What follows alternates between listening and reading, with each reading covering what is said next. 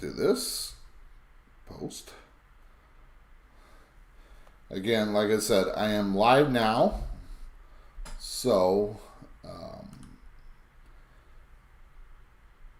we're going to get into the scary movies here in a moment. Just want to make sure that I share this.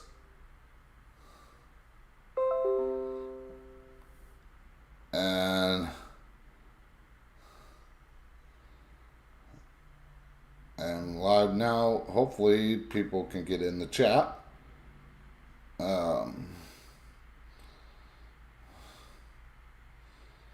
Somebody said they can't get in the chat.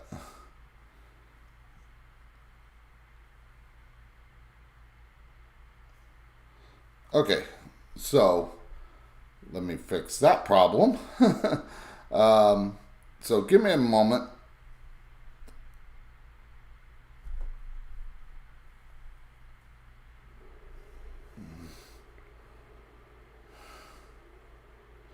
Try now. Okay, so again, we're going to get into like, I think 18 different movies that are based on true stories. Of course, I couldn't pull up. And sorry about that little extra sound, but yeah, let me check the chat, make sure that people can get in. But again, like I said, we are going to get into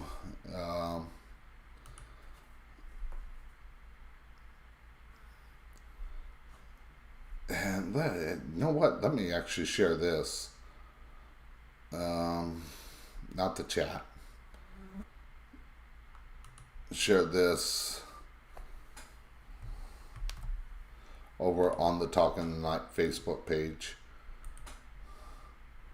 So that way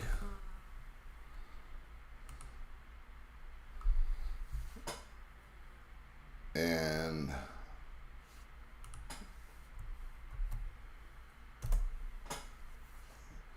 okay. So, okay. So I think Nicole's in. Okay, Nicole's back. Nicole got it working. She had problems. She is a moderator for the chat, so like I said, we're going to get into 17 different or 18 different movies. So let me share my screen here so you can see the movies that we are going to be talking about. But first, let's get back to the main screen here. Excuse me. No, I don't have the COVIDs or the convids.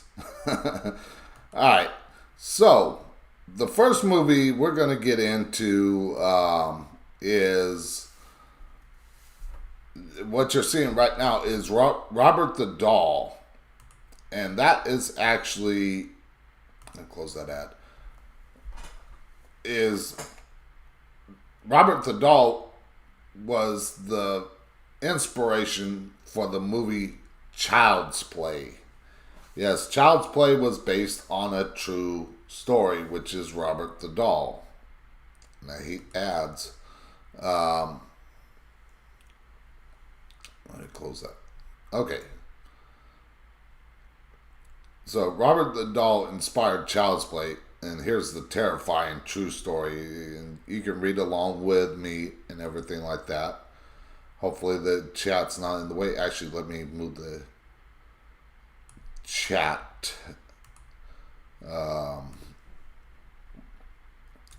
up here. So that way you can see the story. I haven't figured out how to make that kind of a green screen thing. But Robert the Doll is based on, or Child's Play is based on the Robert the Doll. So, now, remember when the doll Chucky from Child's Play haunted your dreams? Well, I can assure you that Chucky isn't real. so he won't be chasing you around with a knife anytime soon. But don't rest easy yet. Chucky is inspired by the real-life voodoo doll named Robert. Just in case, just like Chucky, Robert is out for vengeance, and frankly, Robert's story is even more terrifying. And there's the doll that you can see. Now, as far as dolls go, you hear people about, and Nicole, can you give me a 5x5? Let me know that you can hear and see me okay. Or put a 1 in the room. Let me know that everything's good. I want to make sure my sound is good.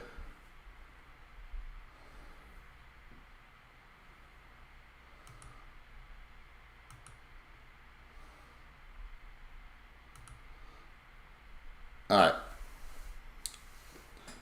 So, again, like I said, wrong one. There we go. I got so many tabs open. It's not funny. All right. Thanks, Nicole. So here's the story on Robert. But before I get into that, as far as what I believe on possessed dolls, it's not the doll that is haunted itself, but rather it used to belong to somebody, and that person still has a connection to it. So it's making it move rather than you thinking it's move on its own and it's possessed the spirits inside the doll. Or that, at least that's my belief. So let's get into the story of Robert, because like I said, we got 18 movies to go through. Now, some of the movies we're going to get into are paranormal based, some are thriller based, such as Psycho and the Texas Chainsaw Massacre. And then we got one that is into the cryptozoology type of movies that is real. So let's continue reading on about Robert's original or origin story. Robert is a unique doll who was first owned and named by a painter from Florida named Robert Eugene Otto.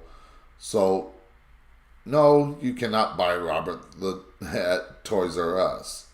That would be funny. I mean, now what you see in like Annabelle, that doll in that movie is not the actual doll. The doll looks more like Raggedy Ann, if you're old enough to remember Raggedy Ann and Andy.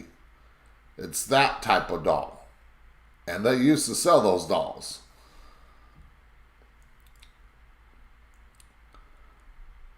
So, I mean, that would be funny if they came up with around Halloween time, Robert the doll at Toys R Us. But the real one is locked away. But according to legend, Robert the doll was given as a gift in 1903 to young Eugene, as the painter is now called.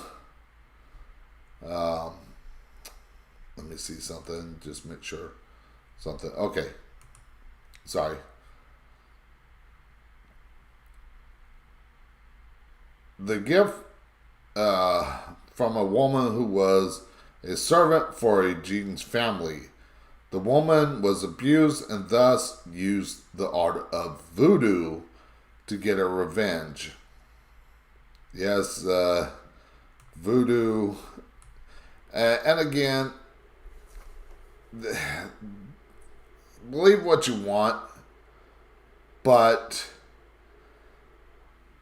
yeah, like I said, I think it's the actual spirit. Now, say that lady that was abused and supposedly used the voodoo doll passed on, she could be possessing that doll, or maybe Eugene is the one that is controlling the doll.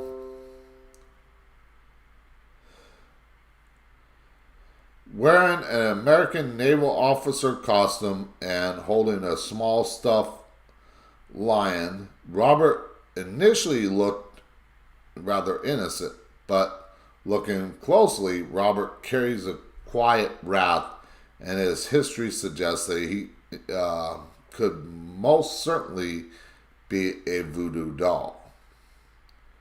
Eugene quickly became infuriated with Robert, even giving him his own first name and talking about Robert in the first person as if he was actually alive.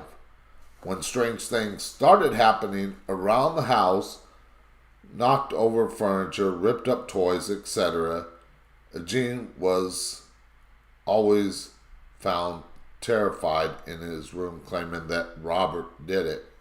Now, could he have had a mental breakdown and everything like that? Possible. Sinister reports, neighbors and friends of Otto's family also report that Robert possessed supernatural qualities. It was told that when Otto's family was absent, Robert would sometimes blink, laugh, or even roam about the house. Often, Eugene's parents heard blood-curdling cries from Eugene's room, and when they checked on their son, his faithful doll Robert was always at Eugene's bedside. Now, that would probably give anybody nightmares alone. But like I said, it could be because the doll belonged to the servant and she probably passed on, or she had another spirit connect with that doll to make it like that. I don't know what happened, but again, like I said, I believe that the doll is not possessed. It is actually being controlled by a spirit that was connected with the doll.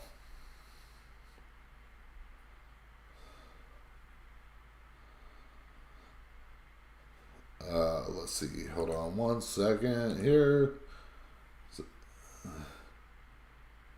Thanks, Nicole. Yeah, because my screen is a little small, so I can't. The chat screen is a little small. Maybe I can bump it up a little bit. Not too much. I don't want it overtaking me. There, that way I can see it. So one day, Gene's aunt was living with them at the time, suggested that Robert be locked up in the attic. That very night, the aunt died in her sleep. While there was no proof that Robert was responsible, the Ottos decided to appease the doll by bringing him back to stay in Eugene's room. Now, superstition can play a big part in stuff like this as well. I mean, if you believe in voodoo and possessed dolls, the way some people do believe in them, I mean, yeah, the superstition can get to you, and you're gonna think that if you lock this doll up in the attic and somebody dies, you can blame it on the doll. Again, everybody's entitled to their own beliefs. I'm not telling you what to think or believe or anything like that. That's up to you. So, I don't want to read this whole story because, again, like I said, we got 18 movies to get into. But, I mean, the doll looks pretty innocent in his little sailor suit, but it is not innocent. Again, like I said, I believe it's possessed by the person that it originally was owned by. Now, the next movie we're going to get into is American Haunting. Yes, that one is based on a true story as well. The American Haunting true story told in unconvincing fashion. Filmed in Canada and Romania, the latter country passing for the early 19th century rural American South, because it's locked up. I can't think of the place either, but it is locked up, like Annabelle. But it's on the East Coast somewhere. I think it's in Ed and Lorraine Warren's museum, I think. But yeah, Romania could, in some parts, probably could pass for the American South. Courtney Solomon's disappointing American Haunting, a true story about a series of ghostly apparitions, fails to make good use of the intrigue premise collectively known as the Bell Witch. And you're going to hear the Bell Witch a few times in some of these stories. Some of these stories are kind of interconnected. Like there's a couple movies connected with Ed and Lorraine Warren. But that doesn't mean that they're not true, based on true stories. But known as the Bell Witch, like I said, the Bell Witch is in Tennessee. The apparition scares the wits out of the Gentile Bell family of Red River, Tennessee, with particular emphasis on the Bell's adolescent daughter, Betsy, which is probably pictured here in this movie. Potentially, movie poster, I should say. Initially, small noises were heard around their farm. They are followed by several creepy sights: a black wolf with yellow eyes, a strange figure that is seen at night, and a silent, dark girl who continually tries to approach Belle. As time passes, the poltergeist-like attacks become louder and more violent, with the unlucky Betsy as their viciously abused victim. Now, there was the whole Bell Witch story. I'll let you look that up for yourself. But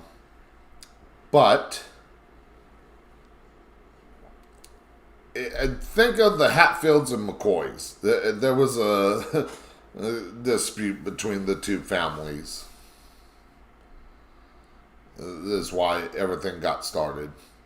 School teacher Richard Powell, James D.R.A., please forgive me if I mispronounce anything, is called in to help, but neither his scientific knowledge nor his infatuation with much younger Betsy can prevent the apparition from returning and wreaking even more worse havoc. Despite repeated attempts to communicate with the ghostly presence, the Bells are told only that one of them will be killed. Again, this kind of goes off of a whole, like I said, Hatfield McCoy type thing, where it was a dispute between two families, and of course I think voodoo type things were involved in this as well. Let's see, I'm looking at the time because, like I said, I don't want to get too far into each story. I'm going to give you just a little bit. Of course, all the links that I provide for tonight's show are down in the description down below. Patriarch John Bell Donald Sutherland believes the ghosts are a result of a curse inflicted upon the family by a woman with whom he had a land dispute. Again, think the Hatfields and McCoys type thing, because that's exactly what it was.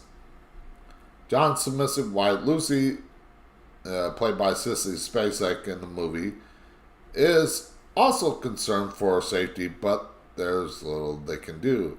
Eventually, little pieces start falling into place and reveal who's behind the apparition and why. And, of course, there's a trailer for The American Haunting. I'm not going to play it because I don't want to get a copyright strike. I'm doing enough by showing this, but again, like I said, American Haunting is another movie based on a true story.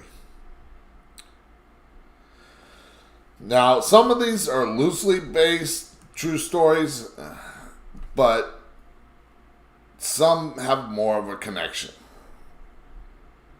The next movie we're going to get it into, and Nicole brought this up earlier in the chat,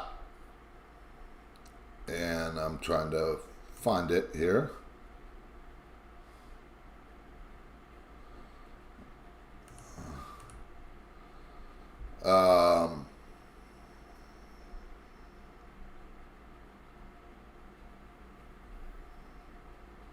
She said, it still haunts my dreams.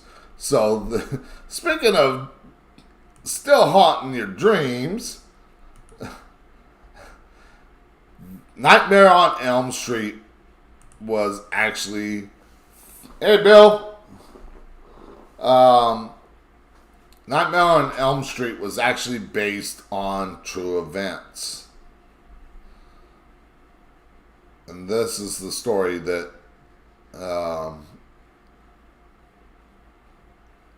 well, see, it wasn't actually a real person per se. It was more nightmares. But Wes Craven's Nightmare on Elm Street will celebrate its 30th anniversary on November 9th.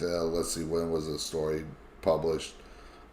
No, it's been more than 30 years. It's been 36 years that movie's been out, because this was filmed written in 2014.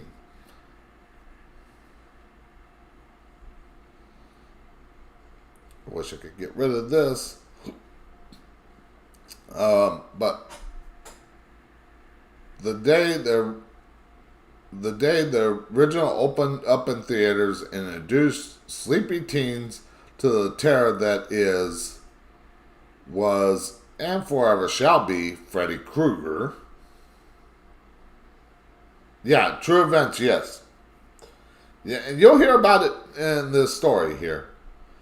In preparation for the milestone, Wes Craven, who is the director, producer of the movie Nightmare on Elm Street, has been sharing tons of information about the creation and impact of his incredibly influential horror franchise, including how he came up with the idea in the first place. When he wasn't busy sharing vital Nightmare on Elm Street information on Twitter, Wes Craven was taking a part in a comprehensive oral history of Elm Street for Vulture. The primary player behind the film opens up in a great detail about what went into hiring the cast for creation, and let's get into the true story. Okay, so the way Wes Craven describes it, he came up with the idea for Nightmare on Elm Street after reading an LA Times article about a family that had survived the killing fields in Cambodia. Now, this didn't happen on American soil, but he read about the killing fields in Cambodia. So that's where the story actually comes from. It actually comes from Cambodia. They made it to the United States, but a young boy in the family still found himself haunted by terrible nightmares while he slept, Craven said. And that's where the Nightmare on Elm Street thing came from. Because of the killing fields in Cambodia, this young boy had nightmares about all those deaths and everything like that. So the dream was haunting this boy.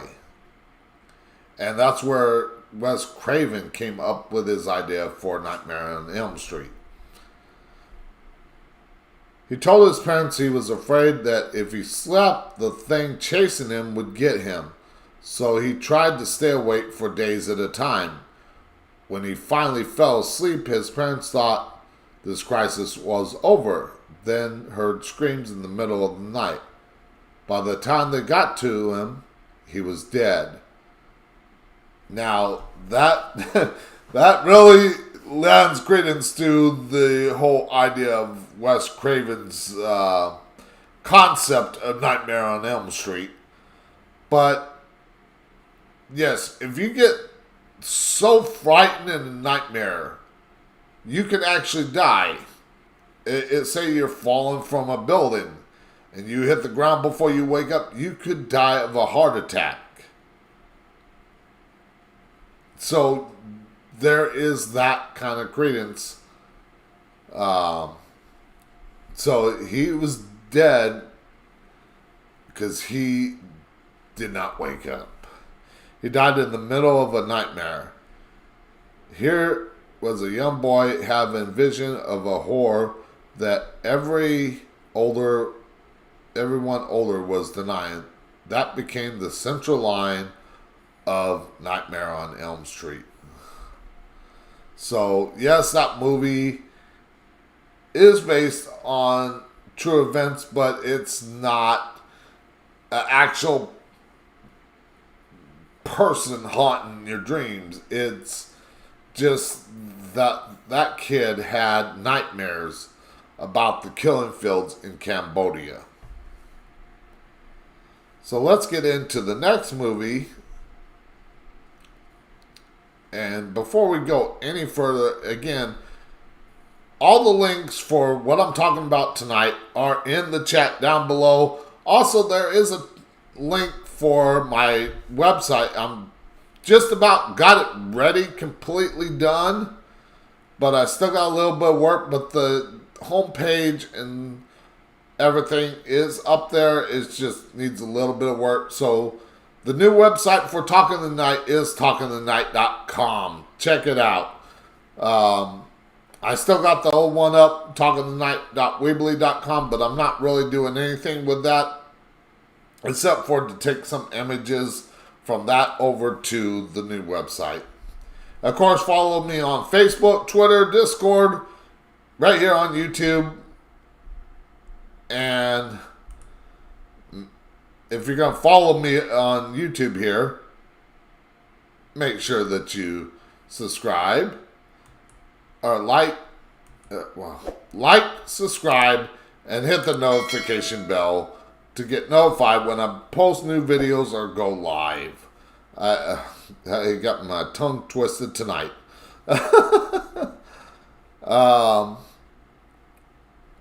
So yeah, I'm on practically every social media, and I forgot LinkedIn too. Again, all the links are in the description. So we talked about Nightmare on Elm Street. Now let's get into a ghostly one that I gotta get back to that screen, and let's talk about Poltergeist. No, not the noisy ghost that some people talk about. We're talking about the movie Poltergeist, the terrifying true story that inspired Poltergeist. They're here. Well, we all know the line. That's one of the spookiest and most famous in all of horror. It's from the film Poltergeist. And yes, there are some iconic lines in horror films. Oh, don't worry. We're going to get into that film, Nicole. Like I said, I got 18 movies to talk about.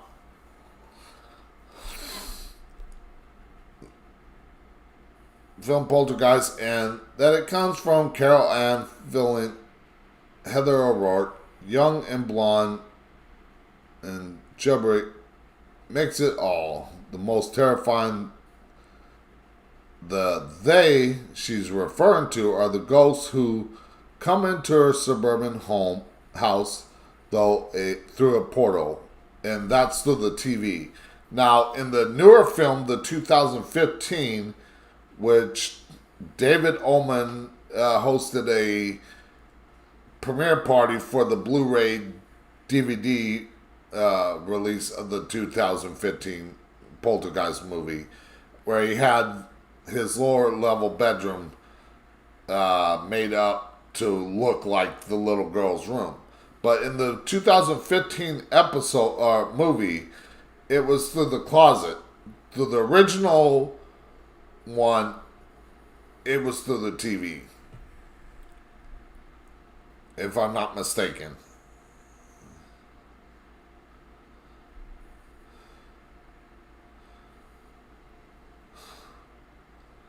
That's funny, Bill.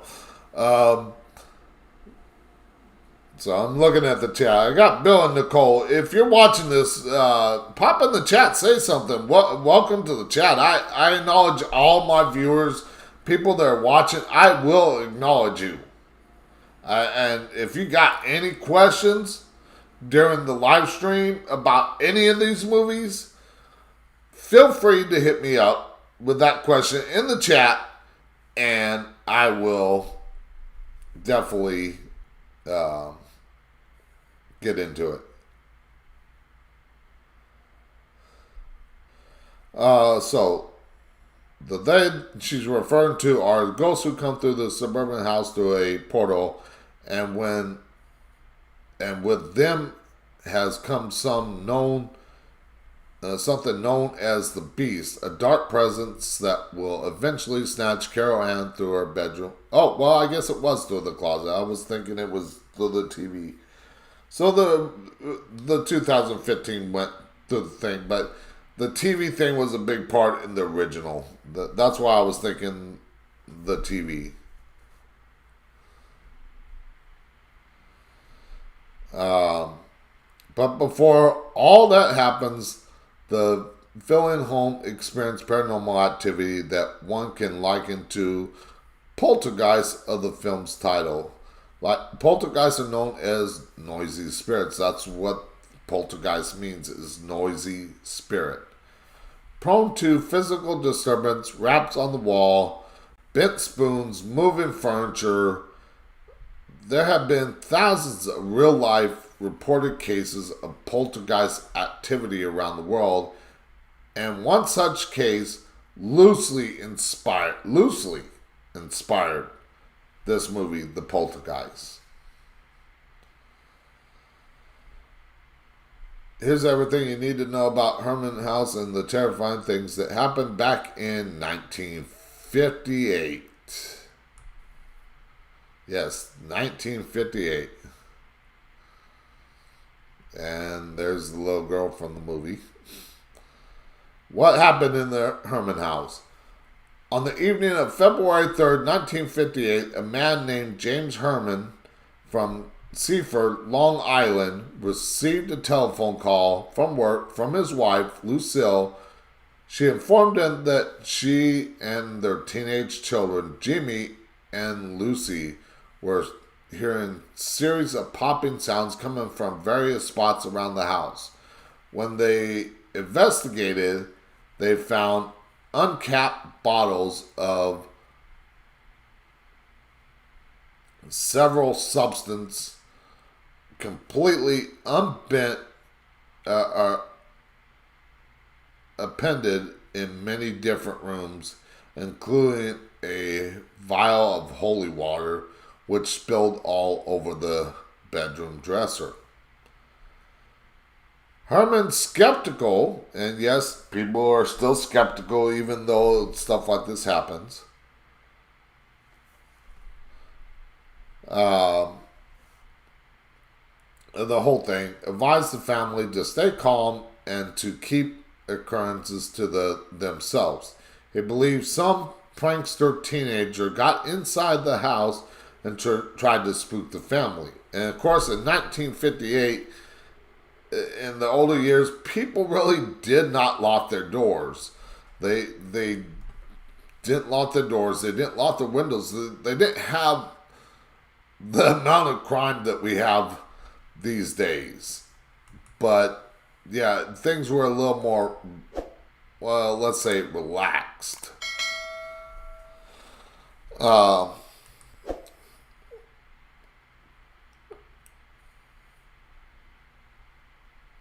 It was important to him to keep the family, keep things under control. But 5 days later, the same thing happened again, and the next day as well, it happened again.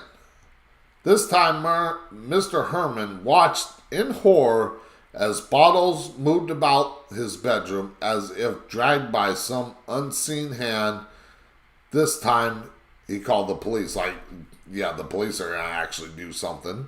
But yeah, he called the police on this. When the police arrived, more bottles began popping throughout the home.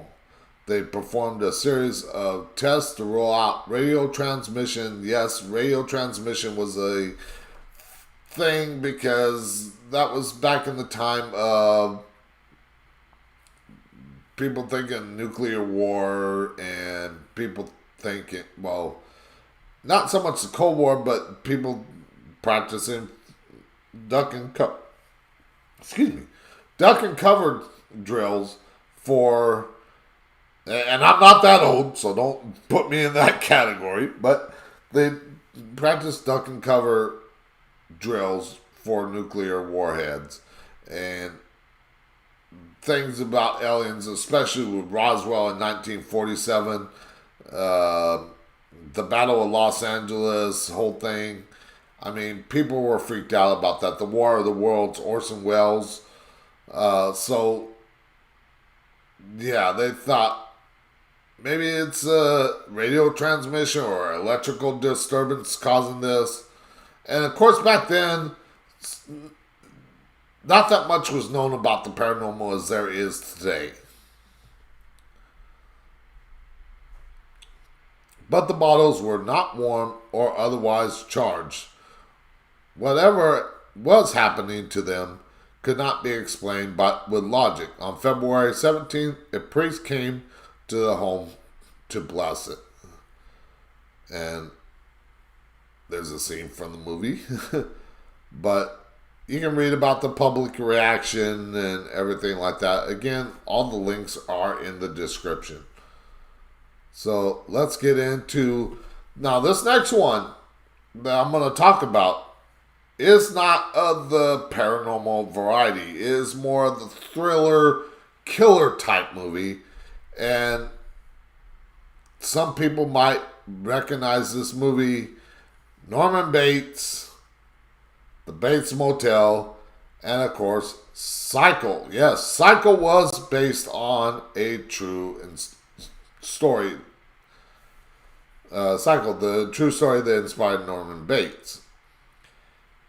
Was 1960 Psycho based on true story? Well, here's the unsettling story that inspired the author and Alfred Hitchcock when developing Norman Bates. There's the movie character. There's the person that the character was based off of.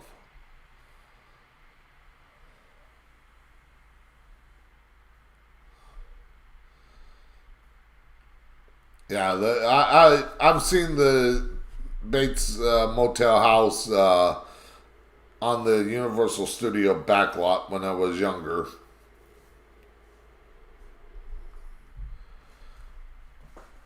Was the 1960 horror film Psycho based on a true story? The movie was nobly directed by the legendary Alfred Hitchcock. And who can't think of a more thriller, scary movie than the great director Alfred Hitchcock, garnering him with an Academy Award nominated for his work. The film itself was based on the 1959 novel of the same name by Robert Bloch. Psycho was often considered one of the first installments in the slasher genre. The movie followed Maureen Crane, Janet Leigh, who played our Janet Leigh from the movie, as Secretary Accountant Norman Bates, Anthony Perkins, of course, who played Norman Bates in the movie.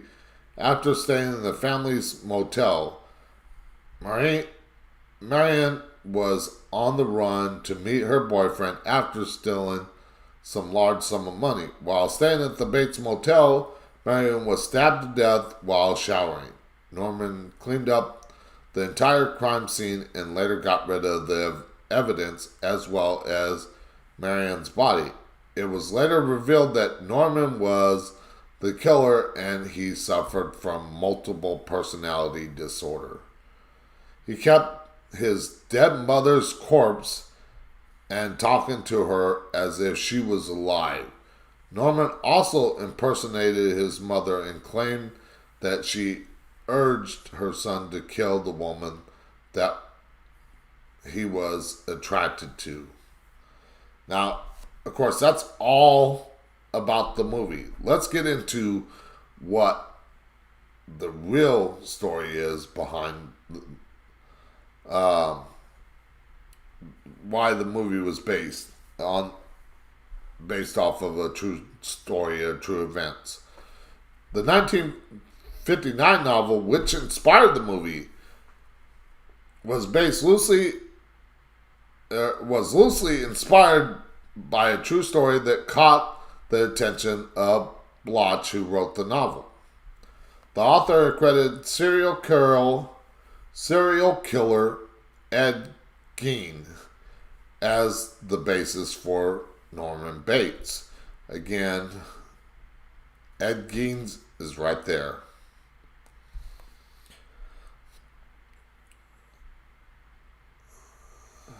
Where was I? Right here. Okay. Gein lived less than 50 miles from Bloch's home in Wisconsin, and the man shared similarities with Norman. Both Gein and Norman carried out their killings in rural areas.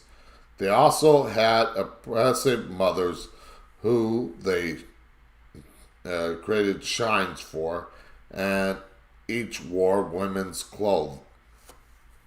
Yes, Norman Bates and the original person that Norman Bates was inspired on wore women's clothes. Gein was eventually convicted of murdering 2 women and exhuming a number of bodies from graves. In 1968, Gein was found guilty, but due to his mental state, he was put into a psychiatric hospital, which I wonder which psychiatric hospital, because it could be some of these mental hospitals that are now haunted because they use practices that were not so much, well, let's just put it, not the best of conditions. So yeah,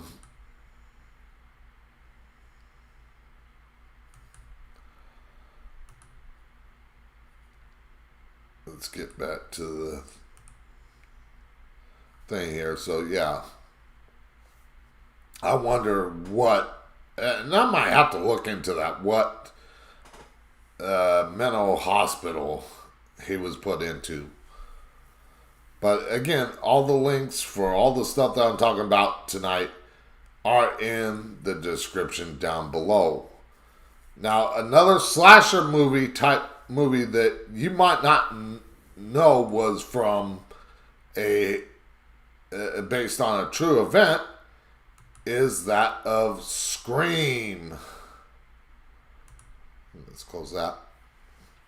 Yes, Scream, the scary ghost mouse. Yes, that movie was based on a true story.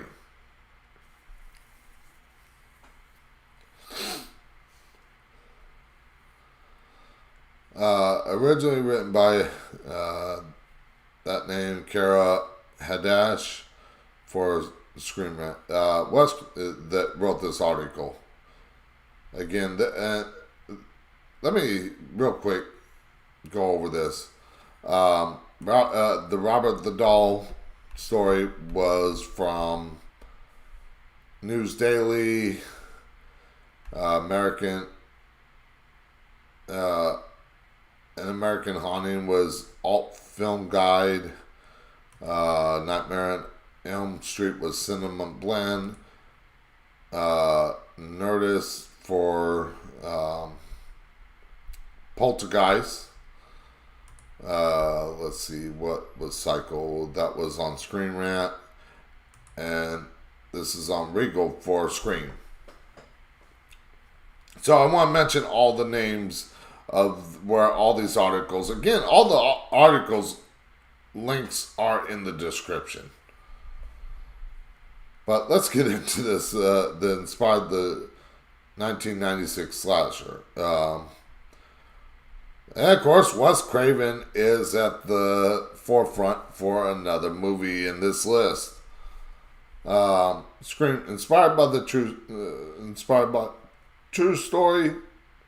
The slasher movie that introduced the world to the Ghostface debuted in 1996. The actual screenplay was written by Kevin Williams, and he had quite a bit of inspiration when developing the script.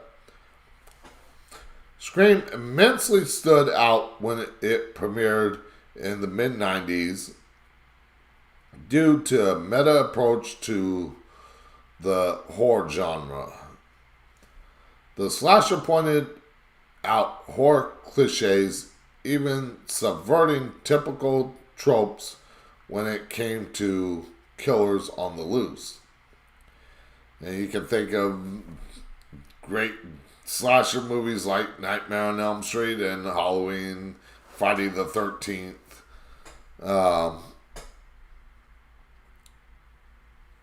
And of course, the Scream was heavily influenced by those movies.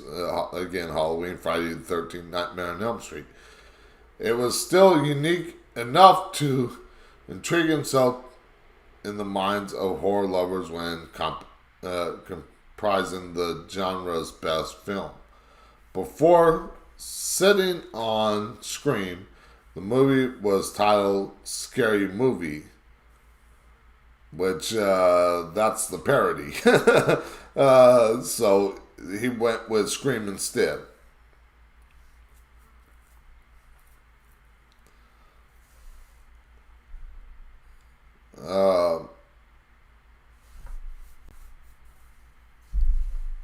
Let's see, where was I? Horrifying tale about a young woman that came home alone, being taunted by a serial killer on the phone. The woman, portrayed by Drew Barrymore, went on to be featured in the film's opening scene. The central character, however, was Sidney Prescott. Neve Campbell, who played Sidney Prescott, was true target of Ghostface, the Halloween costume wearing madman. The basis for Scream came to Williamson when he learned about a real Florida serial killer in Gainesville, the Gainesville Ripper. Yeah, you're thinking, well, Jack the Ripper, or other famous serial killers, Hannibal Lecter, stuff like that. Even Hannibal Lecter's, and we didn't get into Hannibal Lecter in this thing because not a problem, Nicole. Because again, there's too many movies to go over tonight. So, let's see. All right. Danny Rollins, a.k.a. the Gainesville Ripper, murdered 5 students over a 5-day period in August 1990. So this was fairly new. And that's what inspired the true events of this movie. During that period, let's see, area in Florida fell into complete chaos after the murder struck fear across the community. Rollins was eventually caught after being linked to previous murders in Louisiana, but the terror struck with those who were enthralled by the events in the 90s.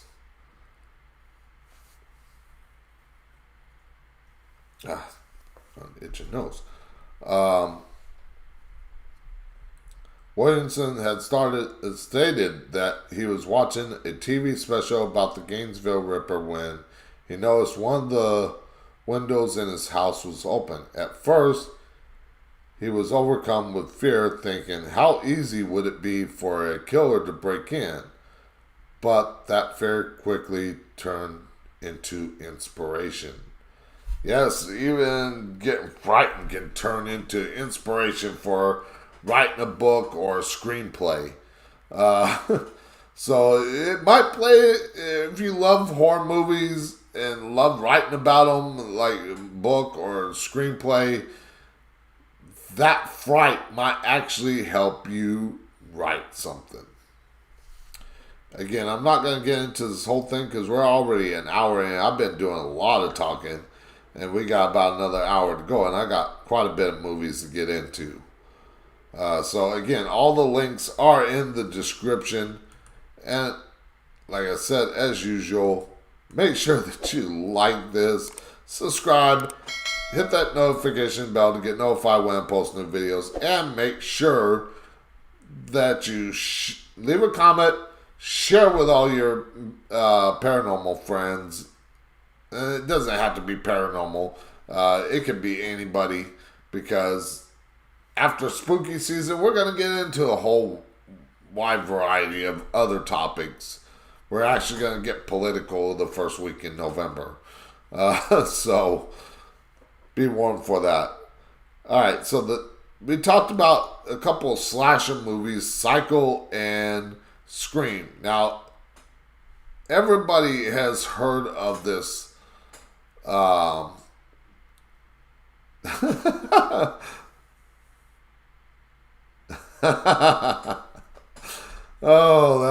that's cold, Bill. But let's get it back into the paranormal type of horror movies. Now, this one is kind of a slasher / ghostly haunting type movies, and everybody knows of this house. Everybody knows of this movie. If you don't know the name of this movie and this house, or never heard of it, you've been living under a rock. And that movie, and this is coming from biography. And slowly get down to it. There's the house. Yes, you know it. That is the real Amityville Horror. Yes, that movie was based on true events, and everybody knows that was based on true events, where 5 people were murdered at the Long Island residence in 1974. Frightening tales about the home continues to spook. And yes, it's sold.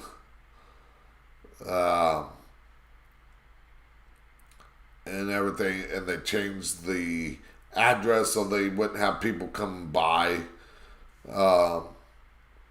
But 30 miles outside of New York, nestled along the Long Island town of Amityville, stands the house forever linked to the Amityville Horror phenomenon.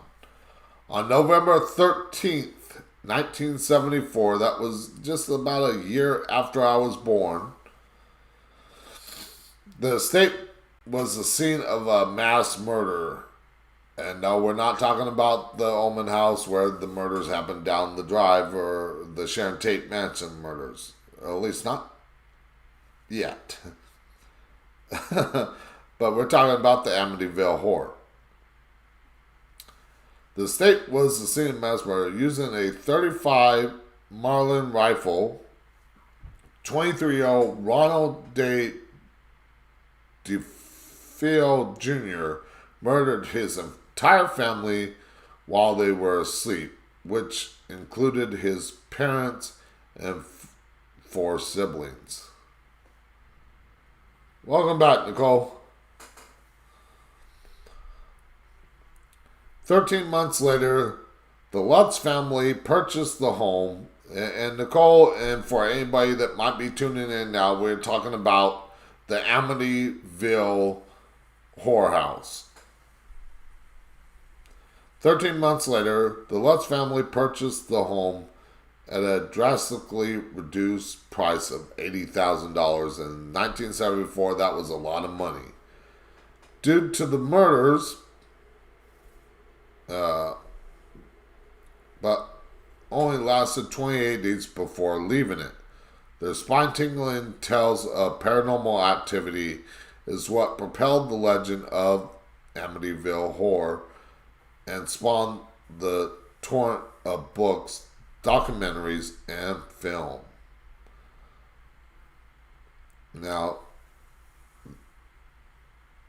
let's see. Okay, I was about to say, is that the people? Not a problem, Nicole. Check out some of the scary facts claimed by the Lutz family, as well as interesting ones about the infamous house, whose horror has yet to die. The Lutz family experienced supernatural activity. Stepfather George Lutz had a history of dabbling in the occult. So yeah, if you're dabbling into the occult and everything like that, you're expecting to get something going there.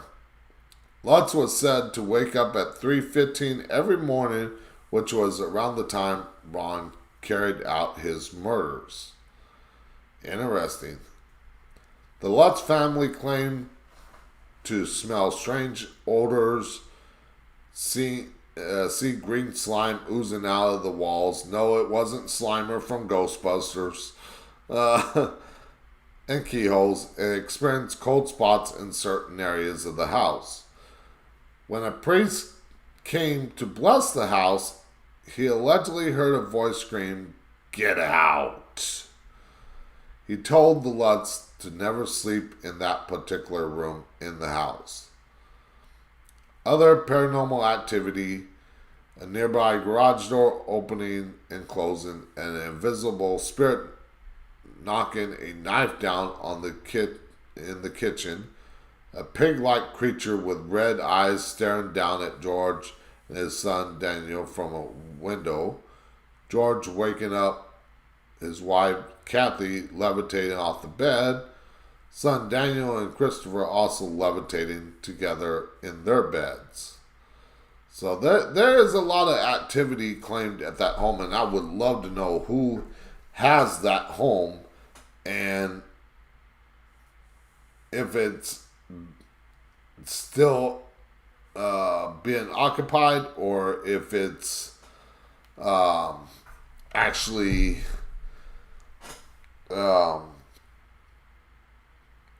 vacant, or if it's still got that haunting. Many questions of the validity of the Lutz story. After telling their story, George and Kathy took a lie detector test to prove that their innocence. They passed. The couple was bogged down in legal and financial issues, which prompted skeptics to believe they had the motive to create the fantastical story to sell to the public. And again, I'm going to leave all this stuff in the links. You can read about all the rest of this stuff. Of course, like I said, the Amityville house still stands with the new address so that people can't easily find it. It actually sold in 2017, so I don't know if it's up for sale again. I haven't heard. But to undisclosed owner for $605,000 for that haunted home. And that was 3 years ago, which was $200,000 less than the original asking price. So they were actually asking for $805,000 for that home. It had been previously owned by 4 families since the murders, one of which had the address changed to that. I'm not going to say it here on YouTube. I'll let you read it for yourself. And there's where the house originally stood at that address. So, again, all the links for everything are in the description below. So, continue with the paranormal theme and hauntings and stuff like this. The next 2 are original and the sequel. And they are from based on Ed and Lorraine Warren. And that is, let me cancel that. The true story behind the Conjuring, the Perron family and Enfield haunting. The actual true story of the Conjuring, named The Perron Family and Enfield haunting, is scarier than the movie themselves.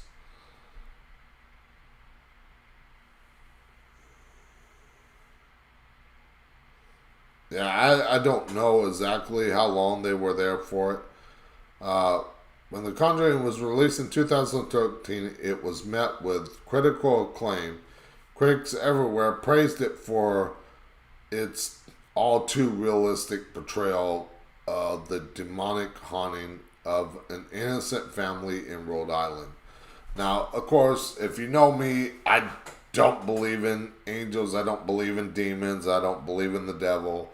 I don't believe in the traditional Christian God. Just because of my belief system. But I have a different explanation for it. But anyways, this dark entity, as I call him, haunted this family in Rhode Island.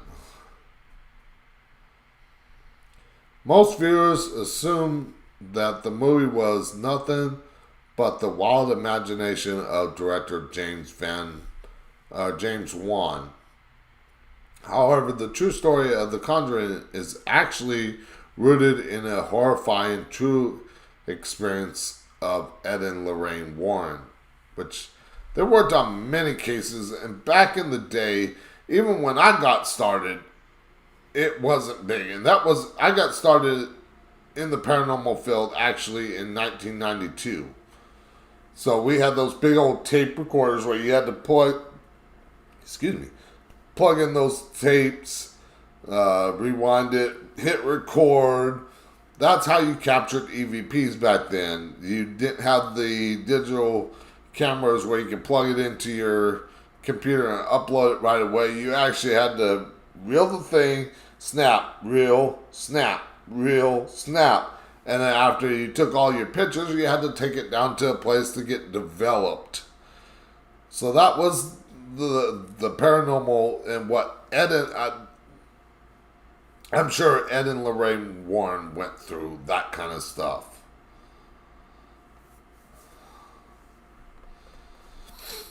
Ed Warren was a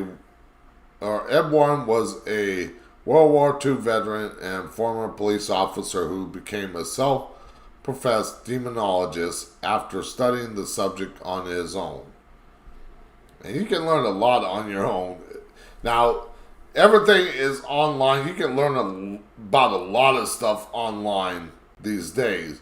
But back then, if you wanted to learn a new subject, you had to go down to the library, spend hours of reading through books. There was no Google, so you had to actually flip through little cards at the library to find the book. There was no computers to tell you where that book was. And I'm sure Nicole and Bill remember all this stuff.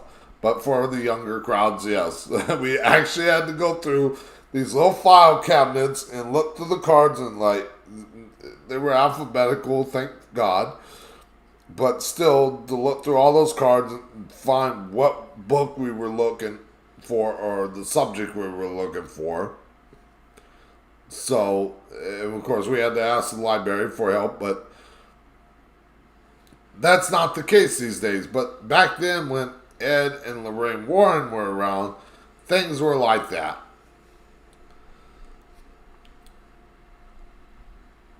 His wife, Lorraine, claimed to be a clairvoyant and medium who was capable of communicating with the demons that Ed discovered.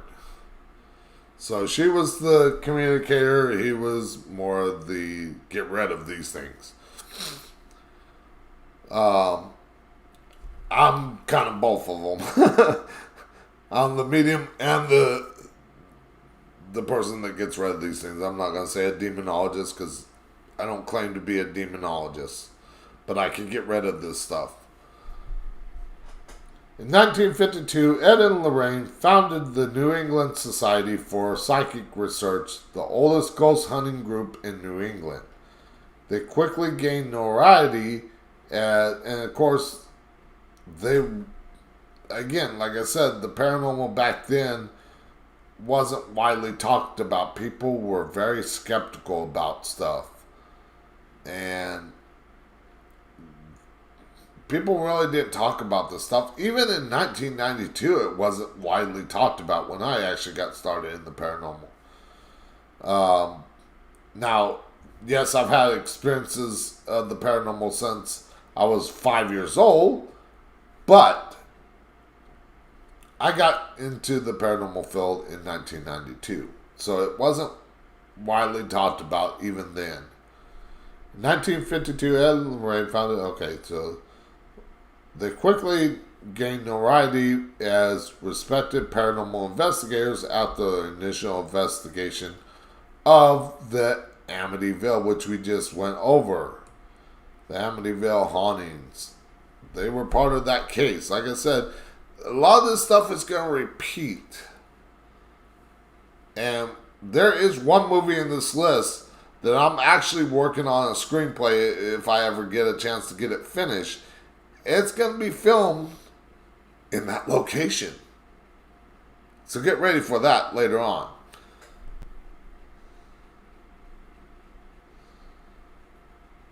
Their two most famous cases, however, were heavily popularized by the Conjuring franchise, a series of movies that focused on Ed and Lorraine's experience exorcising demon from two possessed families, which, like I said, there's two movies in this. There's the Conjuring and the next movie we're going to get into.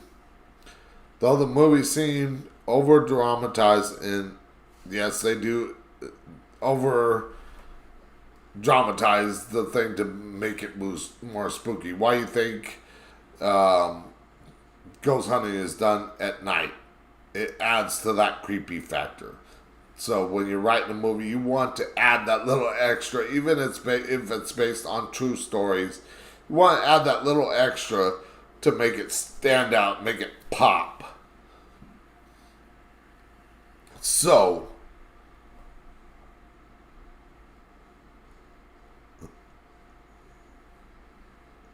okay.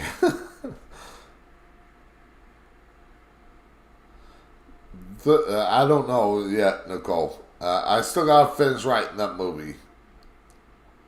And nobody's gonna find out the title of the movie. I put it out a long time ago. I'm not gonna put it out again until I get the screenplay written. There's something on my tongue that was driving me nuts. Though the movie seemed over-dramatized and impossible to believe, the Warrens maintained that all of the events depicted actually transpired inspired. Though Ed died in 2006, Lorraine was a constant consultant on the film and claims that she didn't let the directors take any more dramatic license than was necessary. So she wanted it to be close to the true story, true events as possible. Nevertheless, the true story of The Conjuring remains almost unbelievably chilling to this day. So, as I said, there's The Conjuring, and we're going to get into the sequel to The Conjuring, which is The Conjuring 2. Let's see, can I close this? And this comes from Explore People, from People Magazine. So let's see if I can close this. I guess not. I got a lot of things here. Okay, get rid of that. Okay, get rid of this upper part here. I don't think I can get rid of that. So let's see. Can you see this?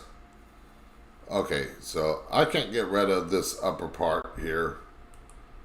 Right here. So please forgive me. I can't make it any more up. I'll try and figure that out.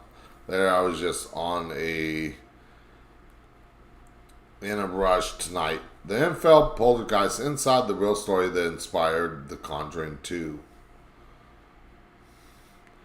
While some call it a hoax, others consider it to be one of the most witnessed cases of supernatural activity. And there's the scene and everything like that. It was once known as the House of Strange Happenings, and now is coming to the big screen. Of course, this was written... Where was it? There's a date here. 2016.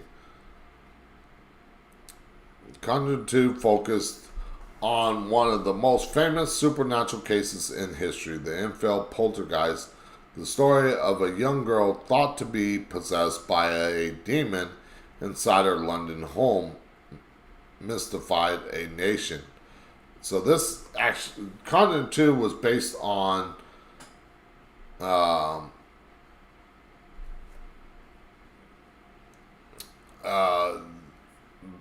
case that Ed and Lorraine Warren worked on in England.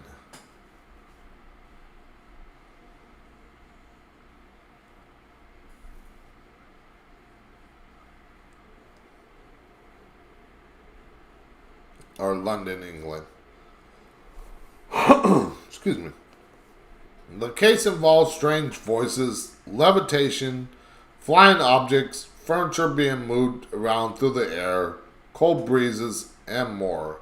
And while some call it a hoax, others consider it to be one of the most witnesses cases of the supernatural activity to date. Excuse me. Excuse me. For one moment, people, I forgot to grab water, and my throat is dry. So I apologize.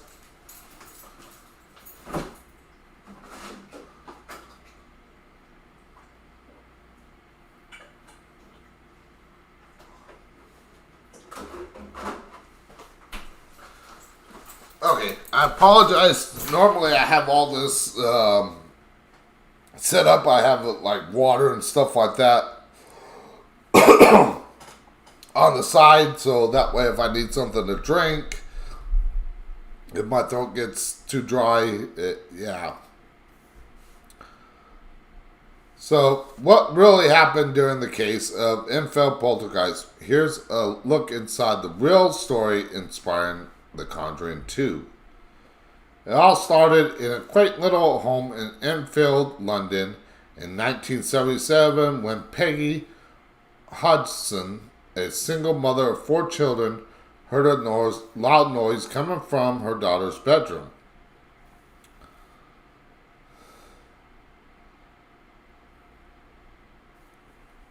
She went, I'm just looking at the time real quick.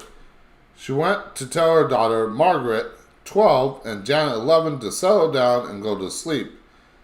Instead of roughhousing, she found them huddled in the corner with terrified expressions on their faces. The 2 girls told their mom the chest of drawers was moving towards the bedroom door. Janet recalled while speaking on ITV in 2012. She said, "Oh, don't be silly." But Peggy was then witnessed the drawers moving herself in the direction of the door by a seemingly invisible force. Almost as if someone or some supernatural presence was trying to trap the girls in the room, and when she went to try and push back against the dresser, it wouldn't budge. Terrified, the Hodgson's family ran across the street and asked for help from the neighbor, Vic and Peggy Nottingham. When Vic went to the house to investigate, he too said he heard strange noise coming from around the home.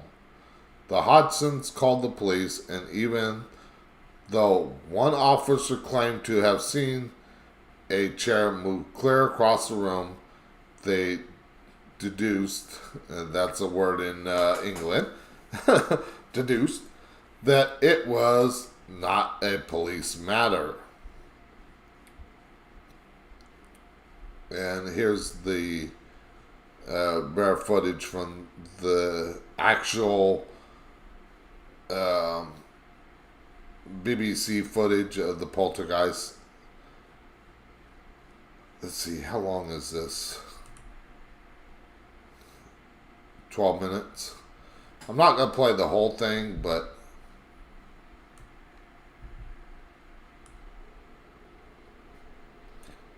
I'm invisible. I'm invisible. You're invisible? Why are you invisible? W-H-O-S-T. now see, that just sounds scary as it is. And that's the original. That's not from the movie. That's from the original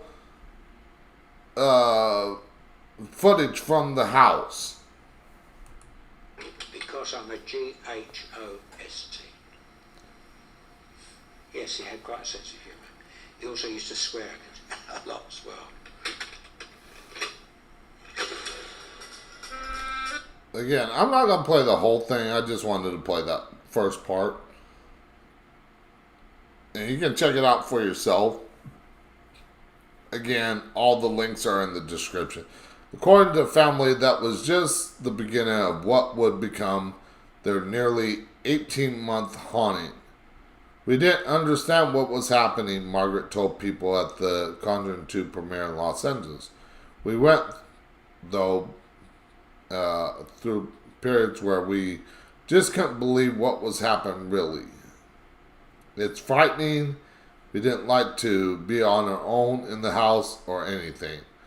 When strange incidents continued, Peggy decided to call a popular UK publication, the Daily Mirror, to come and investigate the supposed supernatural occurrences. But when the reporter arrived, the house sat silent for hours. It wasn't until the reporter was about to leave that something happened. Almost sounds like the Omen House, where there's been times where it's been silent, and then when people start leaving, things really start happening. So if nobody's been to Elm House, check that out. David Ullman's got his own YouTube channel. But again, we're going to talk about some other movies here. And like I said, we got a lot, so, and we got only a half an hour. I only want to do a 2-hour show. I don't want to be too long because I don't want it to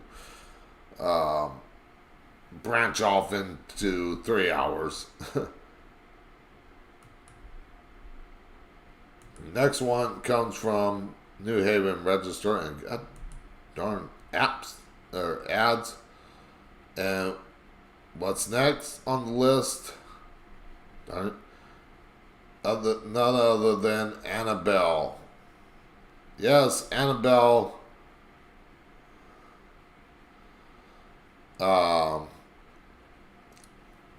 is based on another case by Ed and Lorraine Warren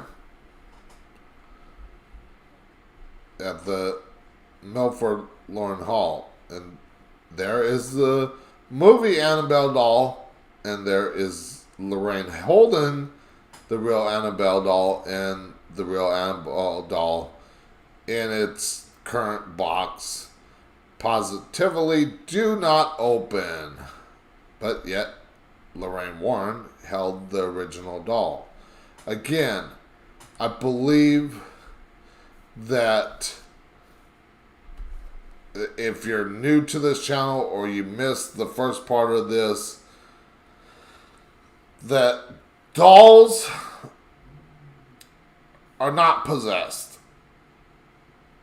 They are manipulated by the spirit of the owner of the doll originally.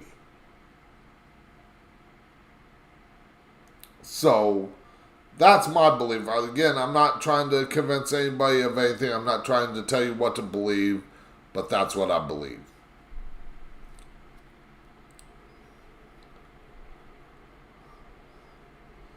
Now, Milford, the night Hollywood released the horror movie Annabelle, a sellout audience at Laurelton Hall was spellbound hearing about the real Annabelle, a demonic doll from paranormal investigator Lorraine Warren, who cracked the real life case along with her late husband Ed Warren. The real Annabelle doll lives in a lockbox at the Warrens Occult Museum in their Monroe home. Actually, I think I don't know. I think it's still there. I think. I know Zach Buffoon Baggins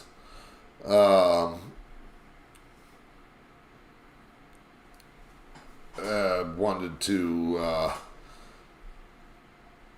have a conversation with the doll.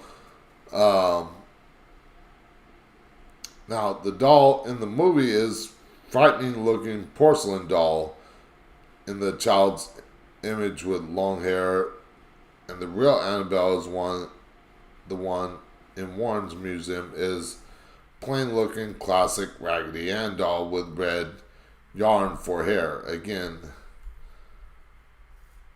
as you can see right here, and I used to have those dolls. I didn't have the dolls. My sister had the dolls. My parents got me Raggedy Ann, and my sister, not Raggedy Ann, Andy, and my sister got Raggedy Ann. But my sister ended up with both of them. And no, they were not haunted like this doll.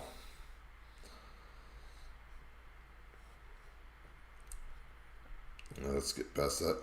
But Raggedy Ann at the museum, Warren's museum, is no ordinary doll. According to the Warrens, it is inhabited by an inhuman spirit, and there is a warning on the glass, in case do not touch. Now, that's where me and Lorraine Warren disagree. She believes that it was possessed. Oh. But I think it's being manipulated by the spirit.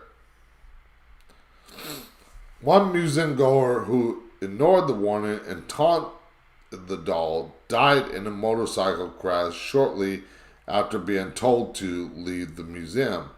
Now, if I'm not mistaken, I think Zaki did the same thing. Taunted the doll. But he hasn't died. So, again, like I said, it's not the doll. It's not cursed or anything like that. But it's being manipulated by a spirit that the doll belonged to. Again, that's my belief. The movie is a prequel to The Conjuring, of course, based on the Warrens' real-life case involving the doll. The couple had a lot of input in the first movie, but Annabelle is fabricated. Warren, who mostly, along with her late husband, had investigated more than 10,000 cases of paranormal activity, presented talks and slideshows in case at Catholic girls' high schools with the help of her son-in-law, Tony Spira, also a paranormal investigator.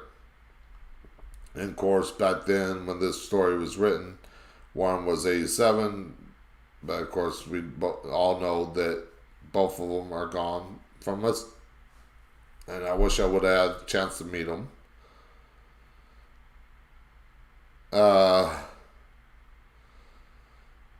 But I'm going to leave the rest, let you read about Annabelle, because again, we got 30 minutes and I got quite a few more movies to get into. So, real quick, I want to make sure that everybody, if you're tuning into this later, leave a comment on the thing, and share with all your friends. But also, make sure that you like, subscribe, and hit that notification bell to get notified when I go live again or post a new video, because I might start adding videos that are pre-recorded to this channel. I'm not too sure yet. It depends on what I got. Right now I got a lot of stuff going on that I don't got a chance to get to that. So, but again, make sure you like, subscribe, and hit that notification bell. And of course, like I said, this channel, this show is listener viewer funded. So there is a PayPal link in the description down below. So donate whatever you can, if you can. 1, 5, 10, 20, 50 cents even.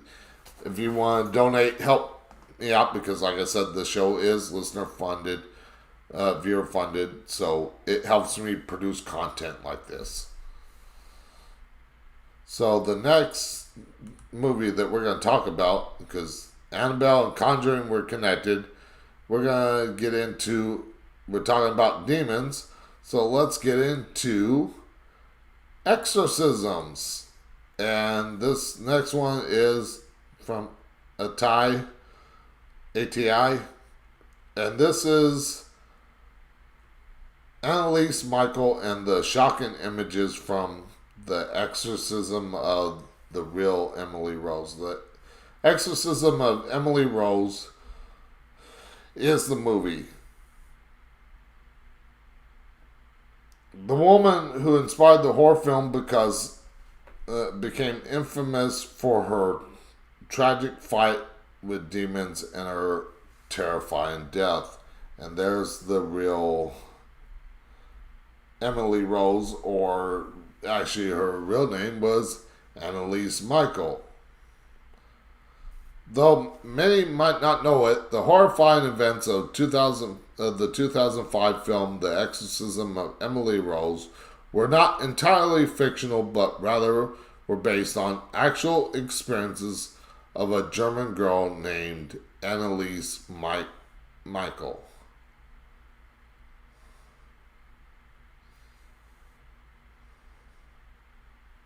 Yeah, Thanks, Nicole. Again, the link is in the description, but you can put it in the chat. Annalise Michael grew up a devoted Catholic in Bavaria, West Germany, in the 1960s, where she attended Mass twice a week. When Annalise was 16, she suddenly blacked out at school and began to walk around dazed. Although Annalise did not remember the event, her friends and family said she was in a trance-like state. A year later, Annalise explained a similar occurrence where she woke up in a trance and wet her bed. Her body went through series of convulsions, causing her body to shake uncontrollably. Thanks, Nicole. Annalise Michael diagnosis, and I'll let you read all this again. Like I said, I've got a lot of movies to get through, but I'm going to read a little bit from each one. Let's get into another exorcism movie, and that is The Exorcist. Now, The Exorcist is kind of connected to me in a sense, and if you want to know why, I'm about to tell you. The Exorcist, when it came out in theaters in 1973, it actually happened to come out on the day that I was born. Yes, I was born on the day that The Exorcist came out in theaters. December 26, 1973. The true stories of Roland Doe that inspired The Exorcist.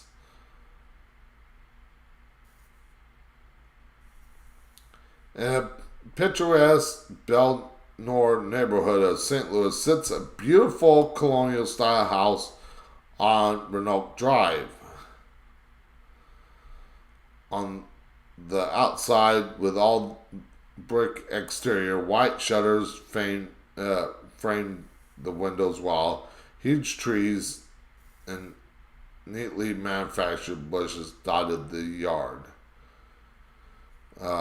Yet, one of the most extraordinary horror stories turned urban legend in American history transformed the house into a landmark for the macabre and provided the true story of The Exorcist. Now,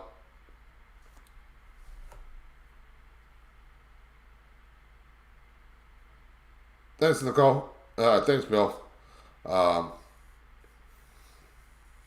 A Trouble Boy. The true story of The Exorcist began in the late 1940s in suburban Washington, D.C., with a family named Hunkeler. Their 13-year-old boy, believed to be named Ronald, and later referred to pseudonymously in the literature as Roland Doe, among other names, was despondent over the loss of his beloved Aunt Harriet, a spiritualist who taught him many things, including how to use the Ouija board. Now, I want to state... Okay, not a problem, Nicole. I want to state that the board itself is not haunted. People see these movies and think, like the Ouija movie, they think the board is haunted or possessed. No, the board is bad. The board is not bad intentionally. It is the intent that is put into the board that makes it bad. If you put that good intent, you're going to probably get that good. And I mean, I don't trust using it, but again, the board is not intentionally bad. It's the intent that's put into it. In early January 1949, shortly after Harriet's death, Ronald began to experience strange things. He heard scratching sounds coming from floors, walls of his room, water dripping excellently from pipes and walls. The most troubling thing was that his mattress would suddenly move. Disturbed, Ronald's family sought the help of every expert they knew. The Hunklers consulted doctors, psychiatrists, and their local Lutheran minister, but they were no help. The minister suggested that the family seek the assistance of the Jesuit. Welcome back, Nicole. So, I mean, basically, it's kind of written based on this story, but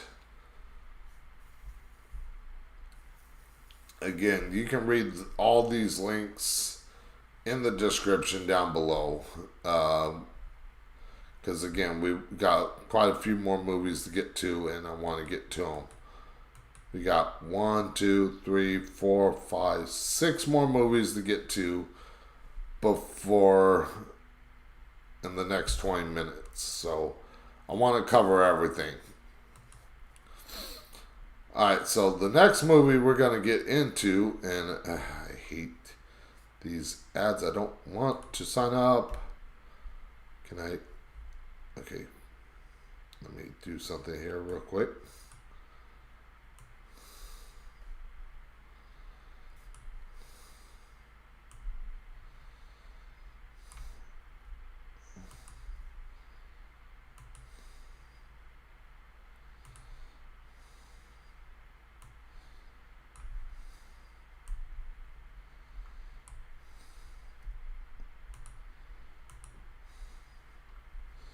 Alright, I guess it's not going to work. Alright, so the next movie we're going to get into is The Haunting in Connecticut. And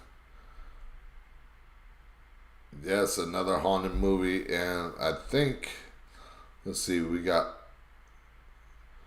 a paranormal one, we got this paranormal one with The Haunting in Connecticut. We got a religious one, haunting type thing. We got a slasher / haunting type thing. We got a slasher movie, the cryptozoology movie, and then of course ending with a paranormal theme movie.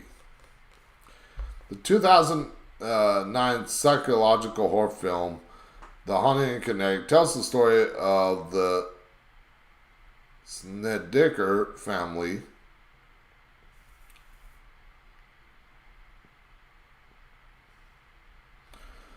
who in 1986 rented an old house in Southerton, Connecticut.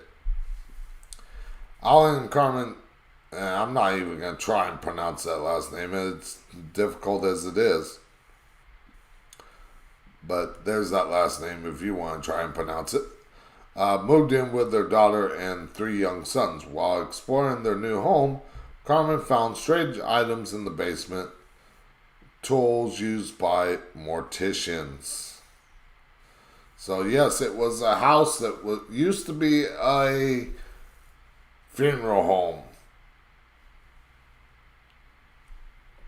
The family soon discovered to their horror that the home had once been a funeral parlor, and the eldest son began seeing ghosts and terrifying visions. The experience spread to other family members and got worse. Both parents said they were raped and sodomized by demons. There's somebody that I know that claimed that too, but I don't put much into that. One day, the Carmens mopped the kitchen floor. The water suddenly turned blood red and smelled of decaying flesh and so on. Finally, the family contacted a pair of self-styled demonologists and ghost hunters, Ed and Lorraine Warren. Again, Ed and Lorraine Warren were big on hauntings on the East Coast and even called into that home in England and proclaimed this new house to be infested with demons. The scary part, it's all true, supposedly. Now, again, I'm going to let you read all the rest of this. Again, I don't want to cover too much of it. I just want to give you the gist of what the movie was based on and everything like that. So, like I said, we're going to go from a haunting to a, and this, I guess you could, with the mention of demons in this movie, I guess you could say the next movie does have a kind of a haunting, but demonologist type thing. And that is, let's get this, and this is from the Los Angeles Times. Let's close this. The Rite. And I haven't seen this movie, or maybe I have and I just haven't seen it for a long time, or maybe I saw it once and I didn't think it was that great of a movie. But it's based on a real priest trained in exorcisms. Let me close this.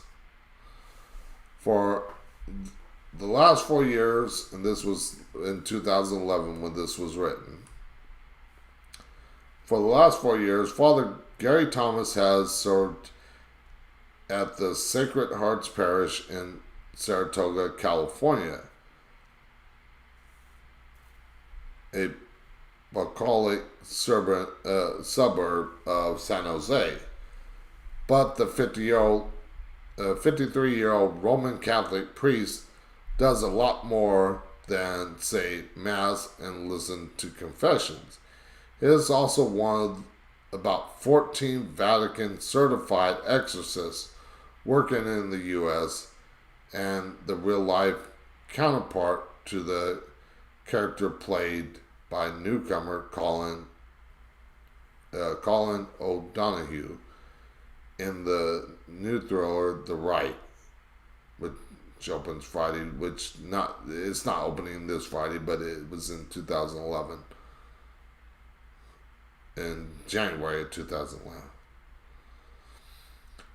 Thomas became certified to practice exorcism after completing 40 hours of study at the Vatican in Rome. During the time there, he met fellow student journalist Matt Baglio, who ended up chronicling Father Gary's journey in a book, The Rite, Making the Modern Exorcist, which served as the basis for the film. Now, yes, Catholics train a lot for doing that kind of work, but again, I can do that work as well. And I didn't get no training for the Catholic Church. I didn't go through any training, but it's instilled in me. Somehow I know how to do it. But again, you can read all this because, like I said, we got 15 minutes and I still got 1, 2, 3, 4 more movies to get through. So, like I said, next one is a slasher movie, but also a paranormal one as well, and you'll find out why it's a paranormal one. I'm gonna actually give you all a hint and see if you can guess the name of this movie. Here's Johnny. Is it buffering? Let me check.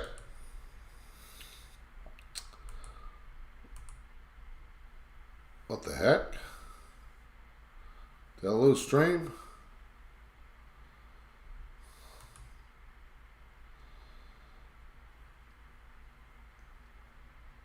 I lost signal for a second here. Okay, I'm back.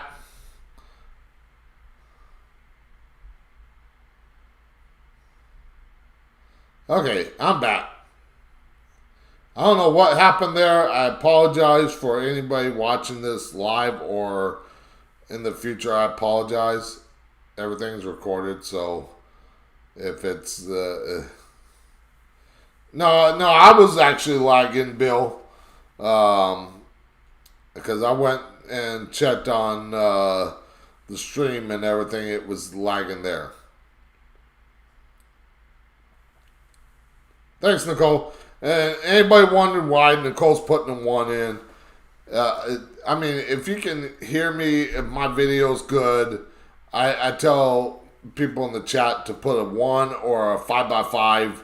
Let me know that everything's cool. Everything's good. So, again, I apologize. That was my computer.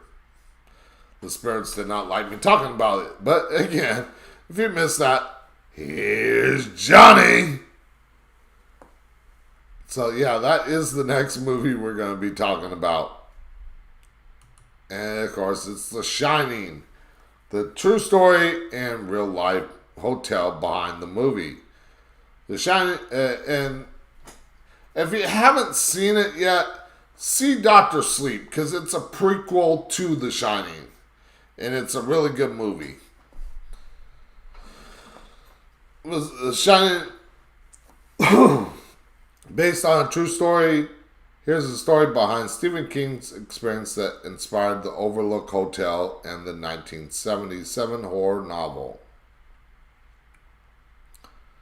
Shining was a fictional hotel, but the setting was inspired by the true hauntings within the Colorado Stanley Hotel, one place that I would love to visit. Stephen King's The Shining novel was the basis for Stanley Kubrick's 1980 masterpiece film. The sequel to the film, which is based on the book of the same name, Dr. Sleep, was set to hit theaters in November of last year, which I actually went to see that in the theaters. The Shining is considered one of the most significant films in history. It told the story of Jack Nicklaus's playing that character, a recovering alcoholic who took the job as the caretaker of the historic hotel during their off season. Jack, his wife, Wendy, played by Shelley Duvall, and their own son, Danny Lloyd, moved into the Overlook Hotel deep in the Colorado Rockies. Danny possessed the Shining, a psychic ability that gave him insight into the hotel's terrifying past. Now, if you've ever seen Dr. Sleep, do I really want to give away this information? Because I'm pretty sure people have seen Dr. Sleep. But if you've never seen Dr. Sleep, tune away. I'm going to give you a chance to mute your mics or mute your speakers, because I don't want to spoil it for you. But if you've ever seen Dr. Sleep, it actually describes what The Shining is.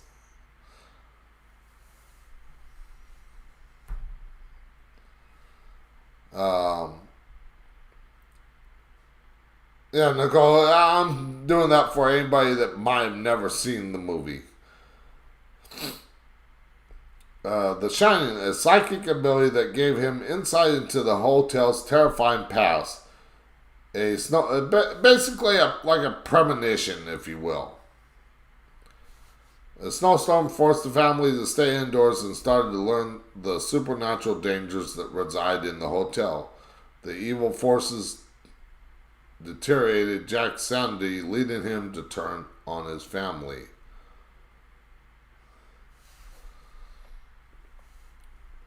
So again, all the links are in the description. Here's Johnny. Alright, so let's get into the next movie. I can't help but say that. But the next movie is that slasher movie that I was talking about, and that is another serial killer type movie. This is from, I guess, serialkillershop.com. Or maybe it's another site, but I can't think of it. Ed Gein. And we heard about Ed Gein earlier with Freddy Krueger.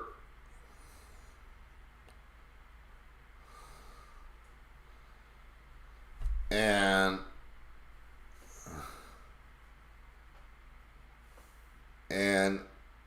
again, the second movie that is inspired by Ed Gein and the gruesome murders that inspired the true story that inspired the Texas Chainsaw Massacre. And there is a scene from the movie.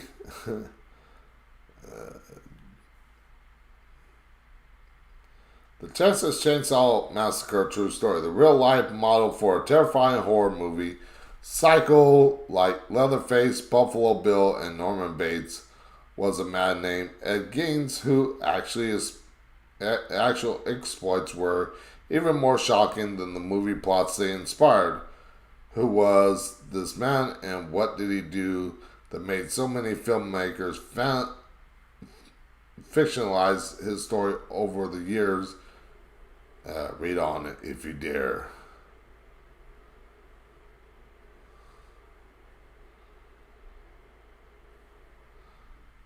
Edward Theodore Gein was born in a small Wisconsin farming community in the early 1900s and is one of the most notorious serial killers from Wisconsin.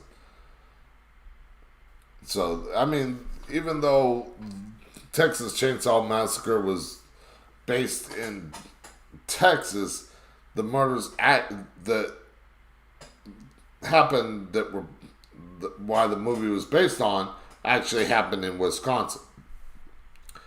Gein's mother, Augusta, was a controlling, domineering, and deeply religious woman who isolated Ted and taught him that women were evil. The two lived alone after the death of Ed's father and brother. After her death, Ed began to act on his morbid fascination with the female body. And again, the scene of like Jack, here's Johnny. He studied at anatomy, text, and account of the terrible experience performed by the Nazis in concentration camps. He then moved on to grave robbing, digging up recent buried female corpses from nearby cemeteries. He chose the bodies of women who were roughly the age of his mother at the time of her death. He desecrated the bodies, keeping the sexual organs and making suits out of the skin, inspiring the inspiration for Buffalo Bill in Silence of the Lambs. Yeah, I didn't get into Silence of the Lambs, but again, his story inspired so many horror movies. Again, Freddy Krueger, or not Freddy Krueger, forgot what other movie, but this movie, Buffalo, Silence of the Lamb. So his story inspired a lot. So again, I got 2 movies to get through, and we got 4 minutes left. But I'm gonna go a little bit longer because we had that little hiccup with the internet. So I'm gonna go a little bit longer. So again, if you're new to the channel, make sure that you like, subscribe, and hit that notification bell to get notified when I go live or post a new video. But like I said, I want to get into these last 2 movies because the last one is going to be a place that I've been. And Nicole's been. So we're going to get into that. So this next to last movie, like I said, is not of the haunting type. It's not of the slasher type. It's more of the cryptozoology type. And as soon as I learned how to have guests on the show, I want to get him on the show because I tagged him in the post earlier in the week about this live stream, and hopefully he catches this live stream. But that story is of the Mothman Prophecies.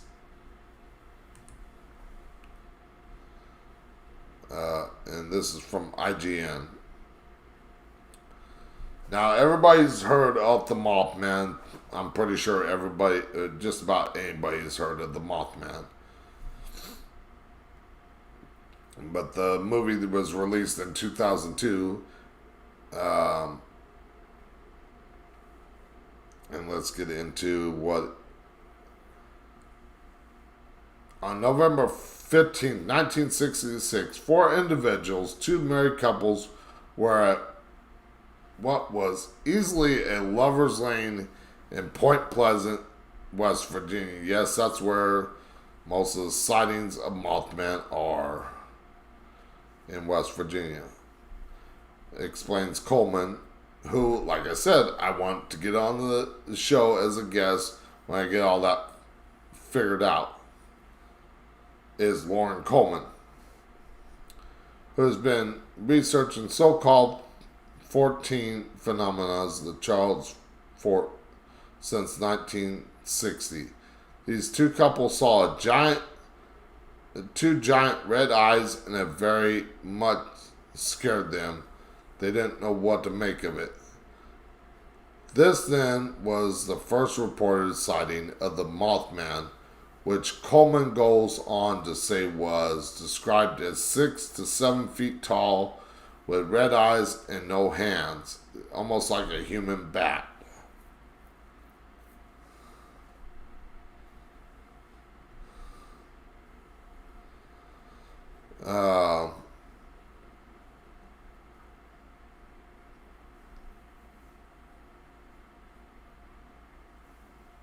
Interesting theory, Nicole.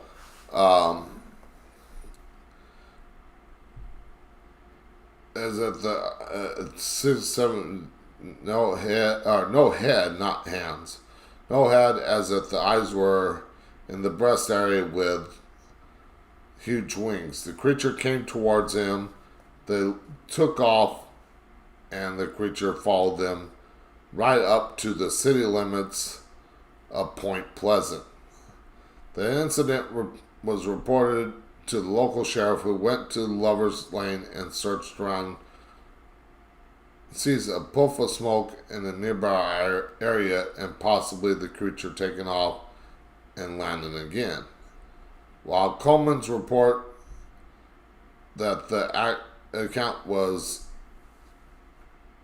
ridiculed in the local press, everything very strange began happening. More and more people started seeing this creature. For the next 13 months, over 200 individuals had some interaction with some strange phenomenon, and about 100 of those said they actually saw the Mothman. Now, nobody's ever really described that creature. But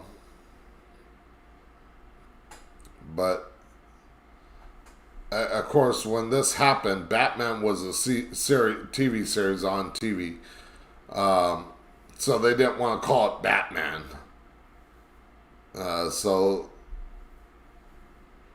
But since it did have wings, so the copy editor of the report called it Mothman.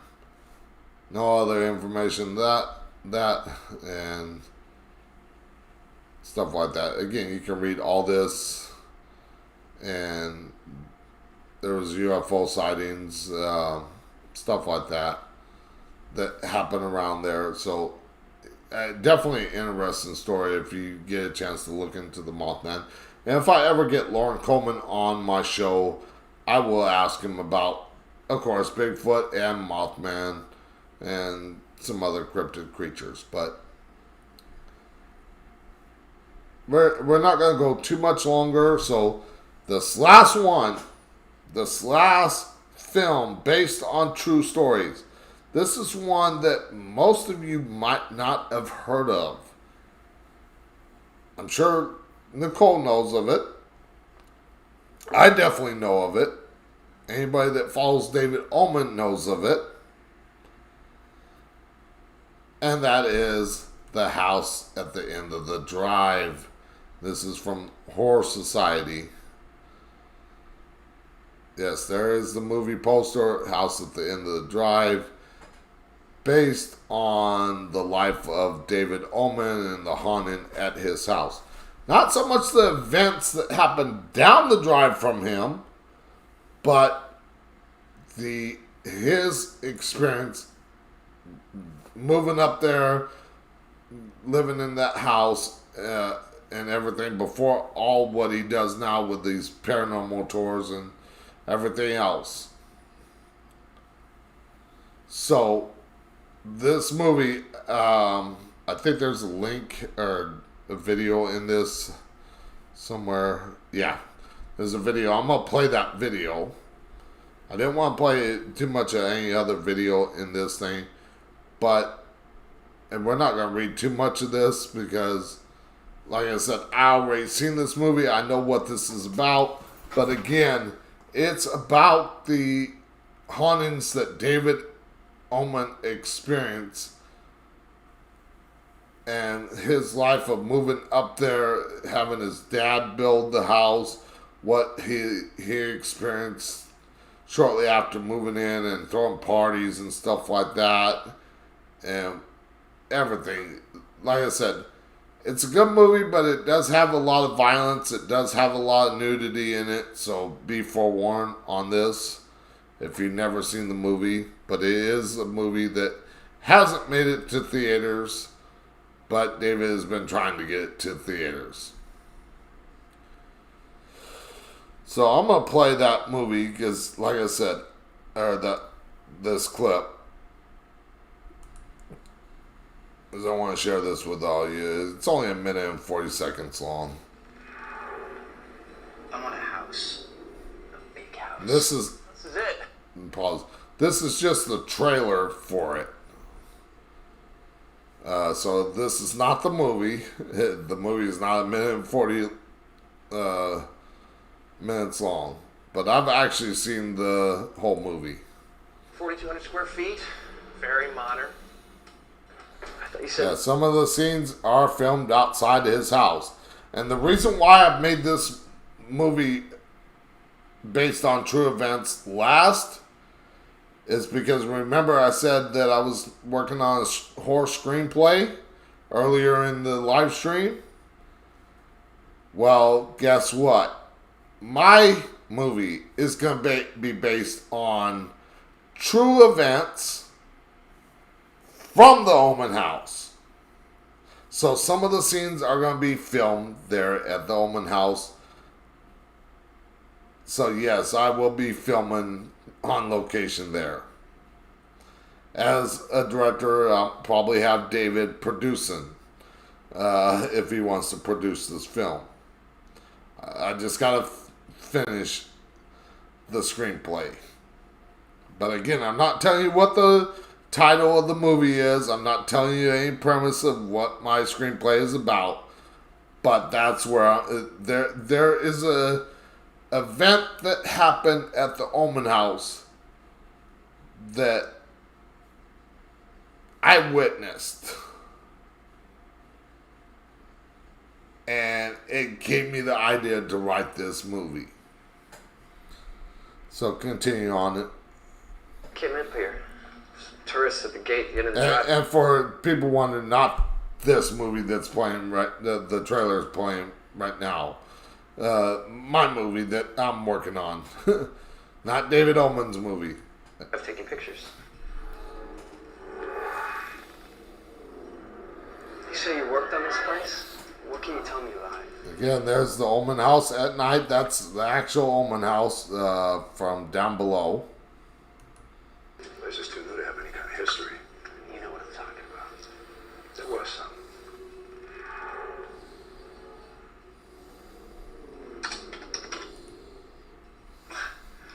Give me a break.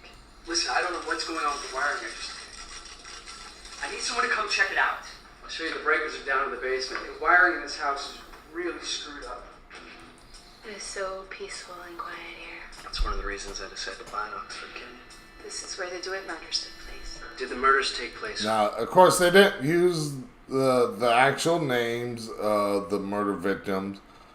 So they kind of made up some things, but this is actually based on David Omen's experience. Living there, moving there, everything, building the house there, down the street, down the drive from the actual Manson murder, Sharon Tate murders. But of course, everything was changed to not put that information out there. This property, Robert. No, not this property, not here. The property at the end of the drive. 36 years ago. And believe it or not, and I'm going to see, can I go back to that for a second?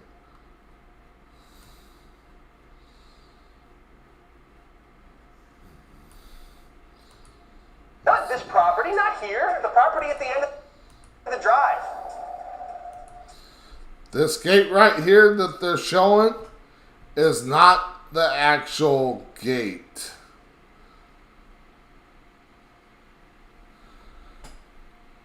This is not the actual gate. This, believe it or not, David Omen showed me, and another guy I know, Steve Hembry, where the actual gate that was used in this film, because the gate that sits out in front of the property where the Sharon Tate mansion sits is a solid gate. It was not like this, but this looked close to the original gate at the time. So they used a house in close proximity to the Omen House to film that gate. 26 years ago, in a house somewhere in this canyon, 4 people were brutally murdered. Mutilated. Did anyone happen to notice the date these murders took place? July 29th, 1969. Yeah, of course, they kept the year, but they changed the date and the names. 36 years ago. Tonight. Let's get this party started. Someone's gonna die tonight. Someone's gonna die tonight.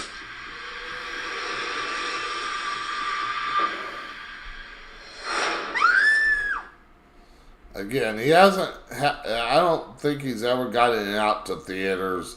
But yeah, if you ever get a chance to see House at the End of the Drive, like I said, it's a pretty good movie. But that's all I wanted to cover for tonight. We went 10 minutes well into this and everything like that. So hopefully you enjoyed that.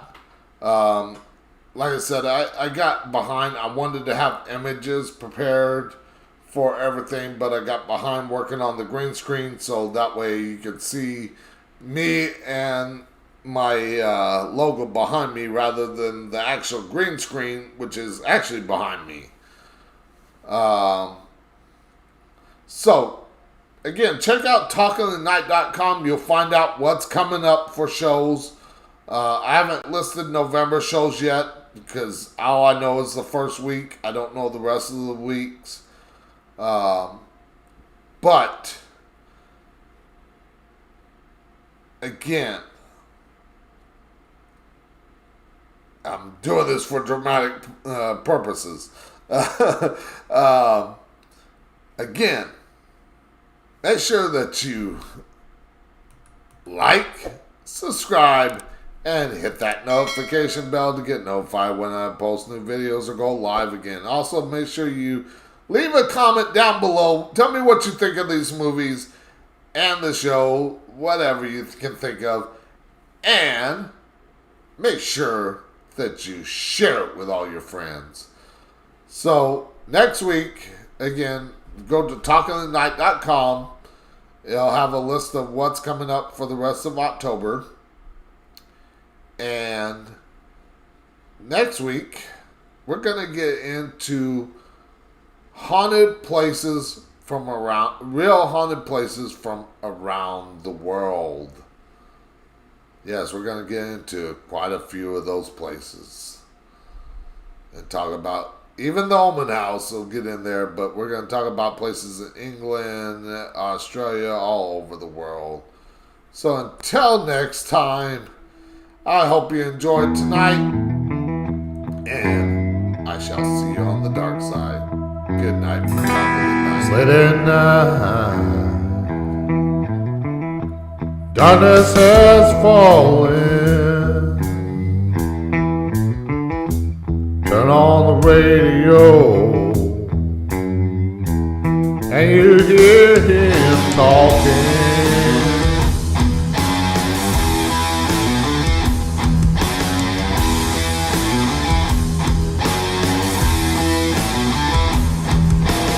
Listening to what he has to say,